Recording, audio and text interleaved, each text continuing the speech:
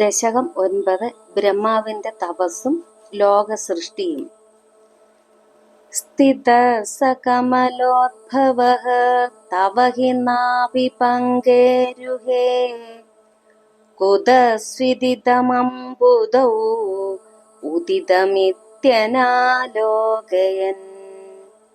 തദീക്ഷണ കുതൂഹലാത് പ്രതിദിശം വിവൃത്താനനഃ ചതുർവദനതാമഗാത് വിഹസദഷ്ടദൃഷ്ട്യംബുജാ. ഒന്നാമത്തെ ശ്ലോകത്തിന്റെ അർത്ഥമാണ് നമ്മൾ നോക്കുന്നത്. നാഭിപത്മത്തിൽ സ്ഥിതി ചെയ്യുന്ന പത്മസംഭവൻ അവിടെ തന്നെ ഇരുന്നു കൊണ്ട് ഈ ഏകാന്തമായ മഹാർണവത്തിൽ എവിടെ നിന്നാണ് ഈ താമര ഉണ്ടായതെന്ന് ആലോചിച്ചിട്ടും നോക്കിയിട്ടും മനസ്സിലാകാത്തത് നിമിത്തം അത് അറിയാനുള്ള കൗതുകം കൊണ്ട് മുഖം തിരിച്ചപ്പോൾ സരോജതുല്യങ്ങളായി വികസിച്ച 8 കണ്ണുകളോടുകൂടിയ 4 മുഖങ്ങൾ ഉള്ളവനായി തീർന്നു. രണ്ടാമത്തെ ശ്ലോകമാണ് വായിക്കുന്നത്. മഹാർണവ വിഘൂർണിതം കമലമേവ തത്കേവലം വിലോക്യ തദുപാശ്രയം തവ തനും തു നാലോകയൻ കയേശ കമലോദരേ മഹതി നിസ്സഹായോ ഹ്യഹം ഉദസിദിതമംബുജം സമജനീതി ചിന്താമഗാത്.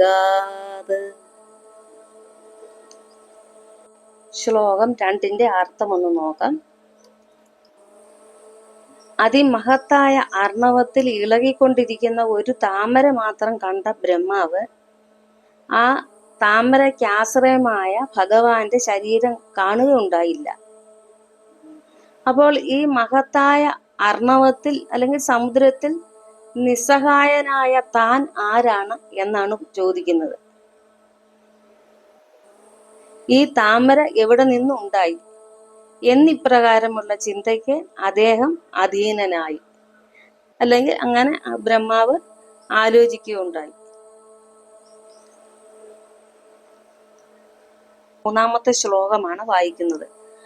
അമുഷ്യ ഹി സരോരുഹഃ കിമപി കാരണം സംഭവേത് ഇതി സ്മകൃത നിശ്ചയ സഖലു നാളരേന്ദ്രാധ്വനാ സ്വയോഗബലവിദ്യയാ സമവരൂഢവാൻ പ്രൗഢധീഃ ത്വദീയമതിമോഹനം നതു കളേബരം ദൃഷ്ടവാൻ. ശ്ലോകം 3ന്റെ അർത്ഥമാണ് നമ്മൾ നോക്കുന്നത്. ഈ താമരപ്പൂവിന് തീർച്ചയായും ഒരാശ്രയം ഉണ്ടായിരിക്കും എന്ന് ചിന്തിച്ച് ബ്രഹ്മാവ് തൻ്റെ തപോബലം കൊണ്ടും ആത്മജ്ഞാനം കൊണ്ടും താമര തണ്ടിലുള്ള ദ്വാരങ്ങൾ വഴി ഇറങ്ങിച്ചെന്നിട്ടും അതിശോഭനമായ അവിടുത്തെ തിരുവുടൽ കണ്ടെത്താൻ കഴിഞ്ഞില്ല. ശ്ലോകം 4.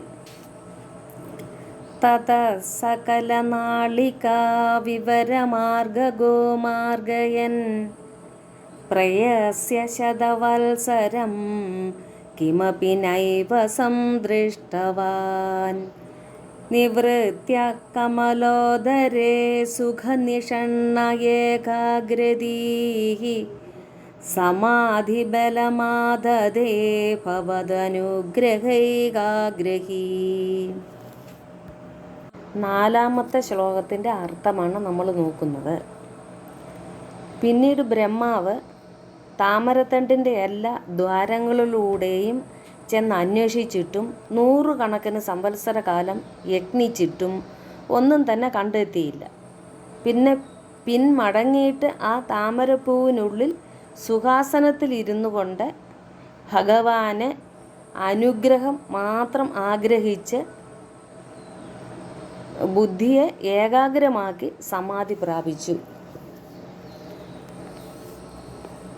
ശ്ലോകം 5. ശതേന പരിവത്സരൈഃ ദൃഢസമാധിബന്ധോല്ലസത് പ്രബോധവിശദീകൃതഃ സഖലു പത്മനി സംഭവഃ അദൃഷ്ടചരമദ്ഭുതം തവ ഹി രൂപമന്തർദൃശാ വ്യചഷ്ട പരിതുഷ്ടതീഃ ഭുജഗഭോഗഭാഗാശ്രയം. ശ്ലോകം 5. ബ്രഹ്മാവ് അനേകം വർഷം ഏകാഗ്രതയിലൂടെ ഉറച്ച സമാധിയിൽ പ്രവേശിച്ചപ്പോൾ പ്രകാശിച്ച് പരമാത്മജ്ഞാനം നിമിത്തം നിർമ്മലചിത്തനായി. മുമ്പ് കണ്ടിട്ടില്ലാത്തതും അത്യത്ഭുതകരവും അനന്തനാകുന്ന മെത്തയിൽ ശയിക്കുന്നവനുമായ ഭഗവാന്റെ യഥാർത്ഥ ദിവ്യമംഗള വിഗ്രഹം സന്തോഷാധിക്യത്തോടെ കണ്ടു.